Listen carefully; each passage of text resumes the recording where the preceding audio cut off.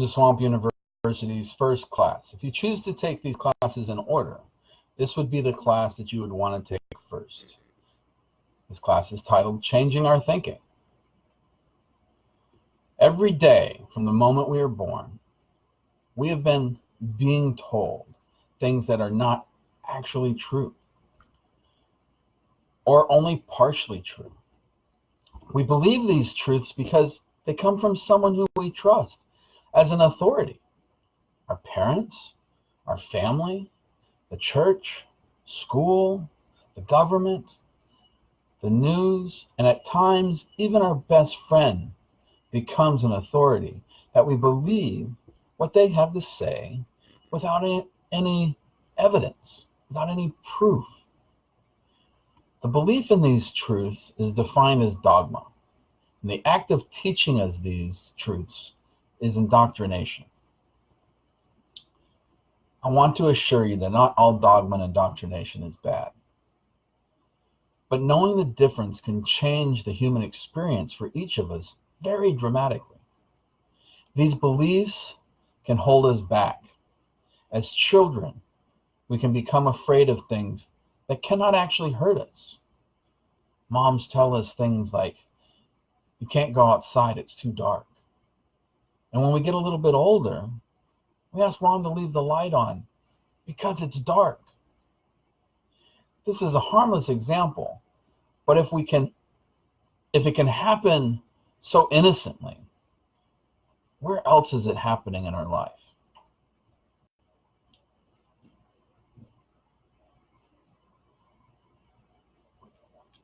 Before big governments and world powers, churches, corporations, there was this common method used to learn and for discerning the truth within our reality. Philosophers and educators alike organized knowledge into 7 liberal arts. They were then organized into 2 categories. The first category is the trivium. That's Trivium. The second is the quadrivium. That's Quadrivium.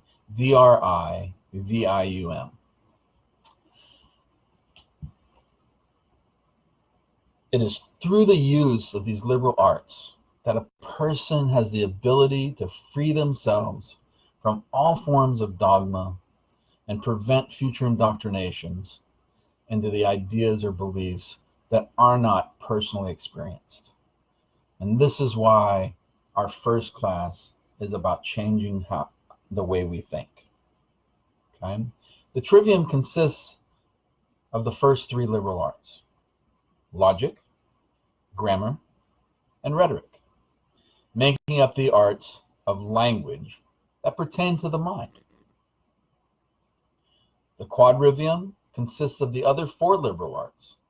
That's arithmetic, music, geometry, and astronomy, making up all of the arts of quantity that pertain to all matter. I encourage people to develop all of these, but today we're going to only talk about the trivium. A great book that will help you do this is a book called The Trivium, The Liberal Arts of Logic, Grammar, and Rhetoric.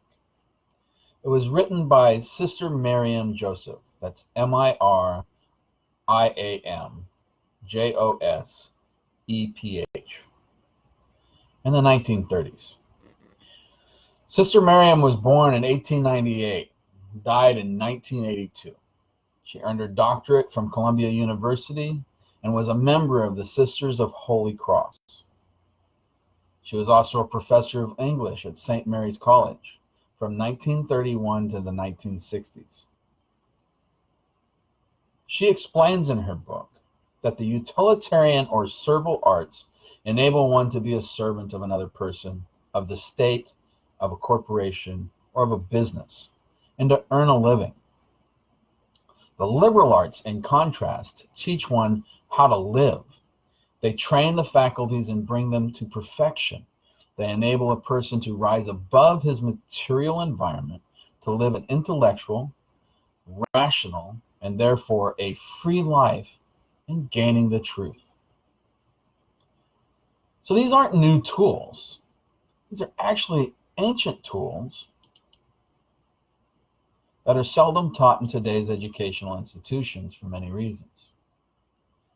We may have heard these words and even know how to use these words in conversation, but do we truly know how to use them together? Let's take that journey and learn how.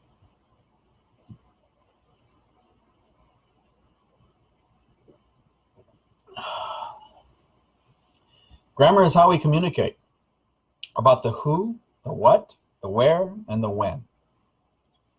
Simply put, it is the phonetics that combines sound, spelling that combines letters, and grammar that combines words. Once we agree on a set form of communication, let's say English, then we can have a dialogue about anything we perceive, both in our objective reality as well as our subjective imagination. We name things so that we may communicate about them. In short, grammar is our words and how we use and understand them to explain the who, the what, the where, the when of any topic. So I'm going to back up for a moment while we're talking about grammar, because I've interjected some pieces of grammar that I want to explain a little clearer. And that's objective reality and subjective imagination. The human experience is made up of parts of both. The ratio would be completely obscure to us until this experience is over. Then perhaps we might have a greater understanding. But objective reality is the factual, irrefutable parts of our human experience. Short is something that is not tall, but it is subjective. So it cannot be part of our objective reality. 2 feet is shorter than 4 feet is objective reality. Because we can understand the data through the grammar that feet is a type of measurement, 2 is smaller than 4. Okay? But our objective reality is that quantifiable, irrefutable data that exists that we all share. We all experience it exactly the same.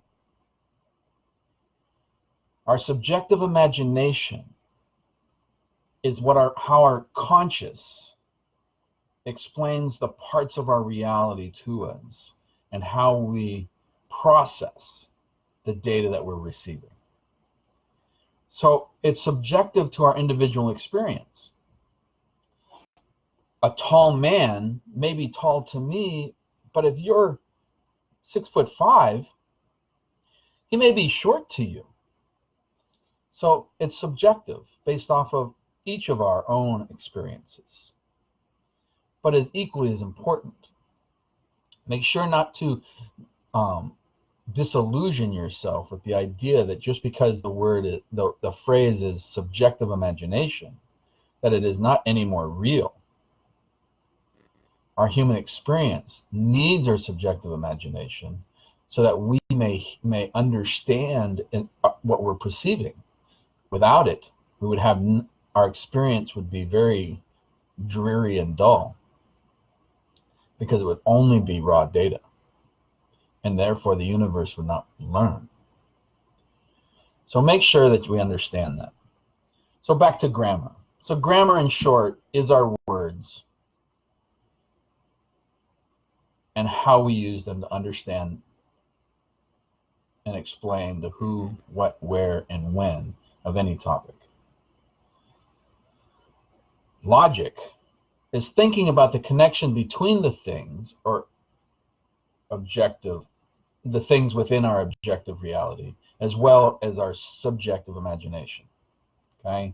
So this is the why. So let me say that again. Logic is thinking about the connection between the things within our objective reality, as well as our subjective imagination. This is where we ask why. Building more knowledge and understanding of an idea or a subject.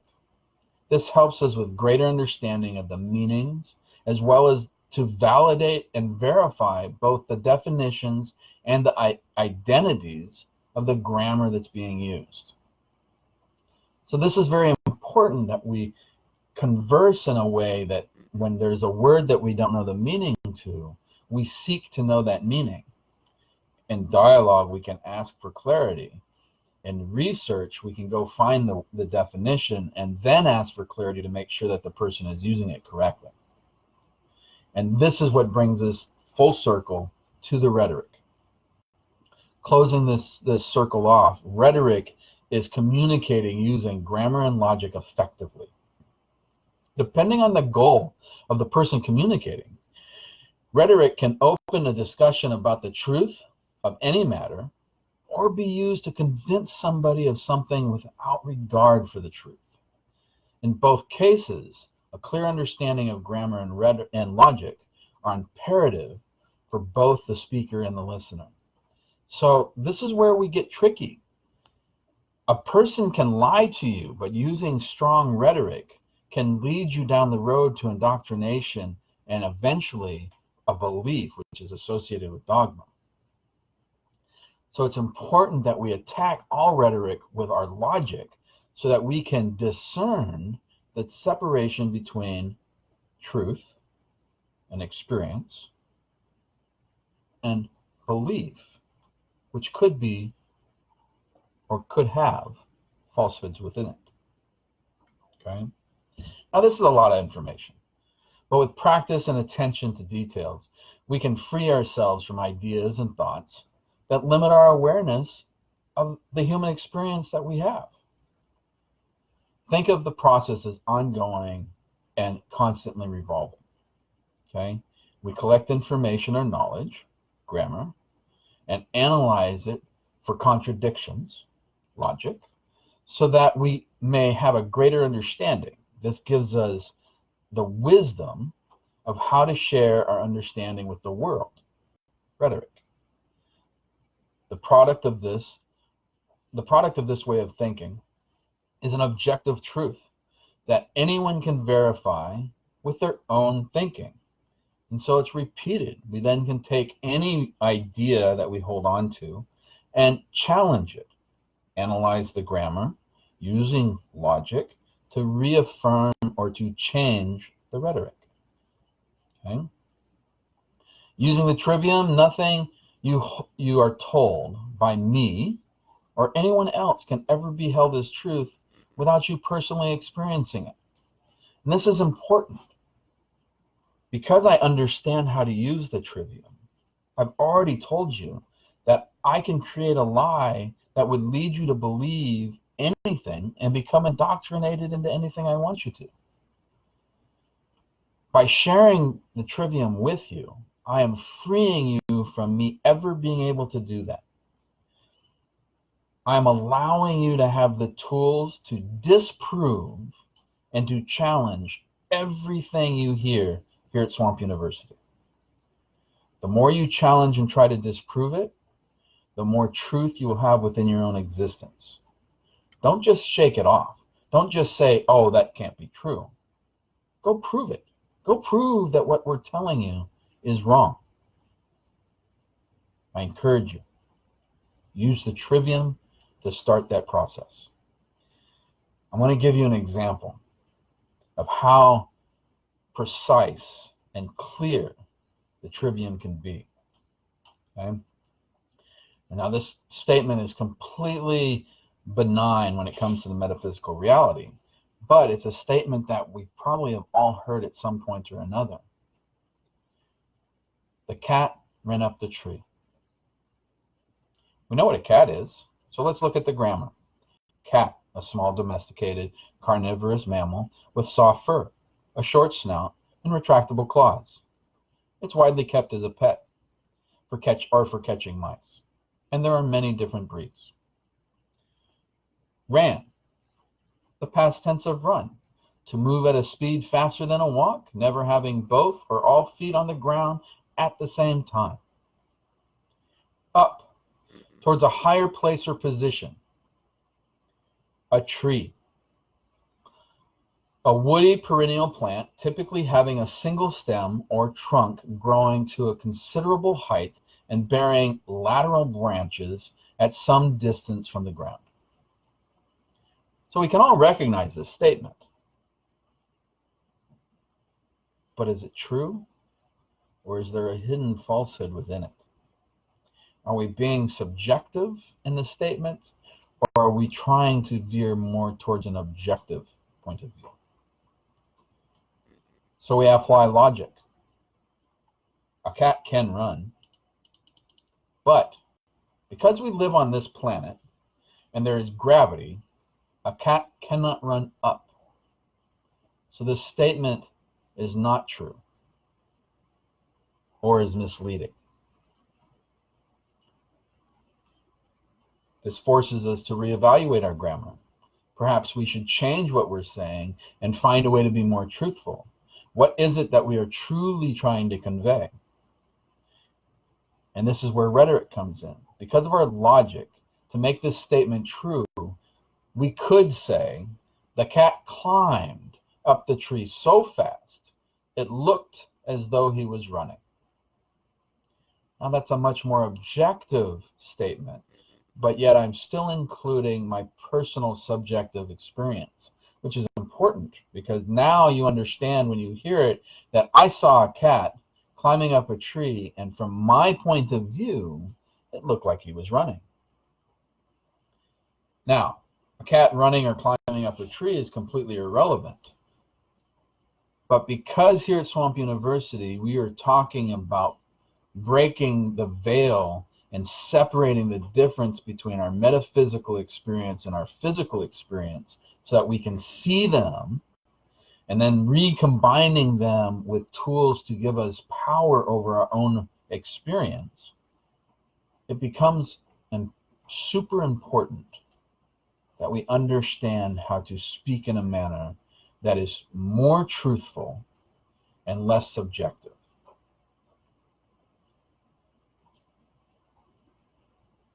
With the use of the trivium, nobody can ever tell you you cannot do something. It is only through your own experience that you would be able to venerate that you can't do something. Okay? I cannot throw a baseball 100 miles per hour. I know this. And I can prove it. But just because I couldn't throw a baseball 100 miles per hour a week ago doesn't mean that without conditioning, I will never be able to throw a baseball at 100 miles per hour. It only means that I've currently only experienced the inability to throw a baseball at 100 miles per hour. Okay? So even there, the word can't doesn't even apply. Technically, it's I could not the last time I tried. Right? So this helps us do away with those who get in the way. Those who tell us that something won't work because, well, they believe it won't work. As we build experiences and we use the trivium to validate and disprove our beliefs, what eventually begins to happen is our experiences overrule all belief. And nobody can take a personal experience away from you. Yes, that experience can change with a new experience, but then it's evolving. It's not being taken away. And it's very important.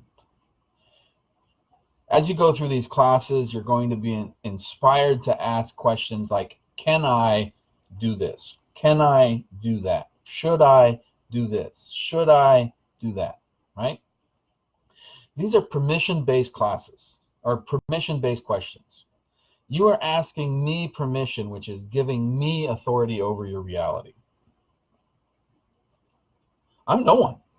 I should have no authority over your reality. What you really want to know is what are the effects if you do this? So reword your question and ask that. Because if you ask me if you can jump off of a cliff, I'm going to tell you yes. But you're probably not going to like the end result. Because unless you can fly or defy gravity in some other way, or have a soft landing at the bottom of the cliff. You're going to jump off the cliff and you are going to fall. Okay? But that doesn't mean you can't jump off the cliff. It just means that there's consequences for jumping off the cliff.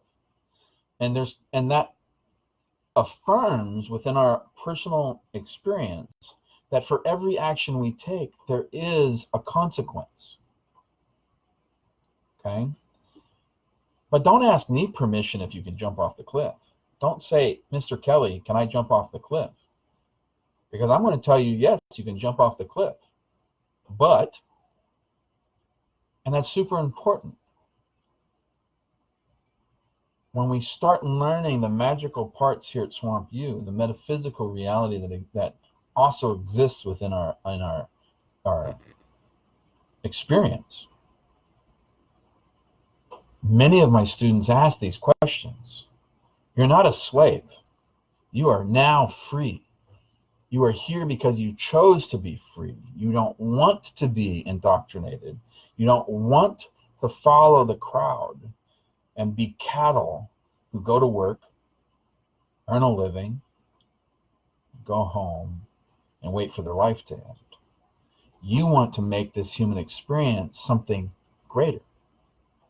And it starts by freeing your mind from all things that will enslave you. Indoctrination and dogma, asking permission, are all forms of mental slavery. I hope you enjoyed this class. Please use the trivium in everyday life. Challenge your beliefs. Have fun with experiencing something beyond just believing it. I look forward to seeing you in future classes. If you have any questions at all, feel free to private message me or call me from my consultation page. I look forward to talking to you in the future. From my home to yours, I hope you have a wonderful week.